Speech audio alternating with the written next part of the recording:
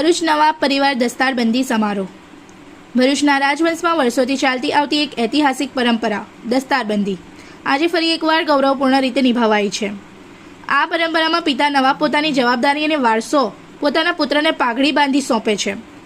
આ પ્રસંગે ભરૂચના 7મા નવાબ સુજાઅત અલી ખાન બાદ 8મા નવાબ તરીકે વજાહત અલી ખાન રહ્યા હતા અને હવે 9મા નવાબ તરીકે આદિલ અલી વજાહત ખાનને સત્તાવાર રીતે ઘોષિત કરવામાં આવ્યા। આ પવિત્ર દસ્તારબંધી સમારોહ હઝરત ઇદ્રુસબા દરગાહ ખાતે યોજાયો હતો, જ્યાં ધાર્મિક વિધિ સાથે પાઘડી બાંધી આ પરંપરાનો વિધિવત નિર્વાહ કરવામાં આવ્યો।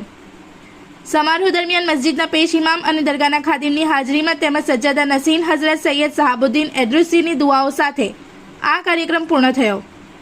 ભરૂચનો આ નવાબ પરિવાર મરહૂમ નવાબ મિર્ઝા સુજાઅત અલી ખાન નિઝામીના વંશ સુધી પહોંચે છે, જેમનો પરિવાર આજે પણ વિશેષ પ્રતિષ્ઠા ધરાવે છે।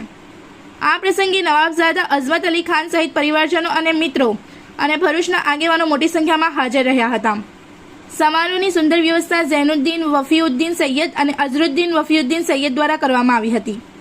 આ પ્રસંગે સૌએ નવા નવાબને શુભેચ્છાઓ પાઠવી અને દુઆઓ અર્પણ કરી। इस वीडियो को लाइक करें, हमारे चैनल को सब्सक्राइब कर बेल आइकन जरूर प्रेस करें हमारी न्यू वीडियो सबसे पहले देखने के लिए।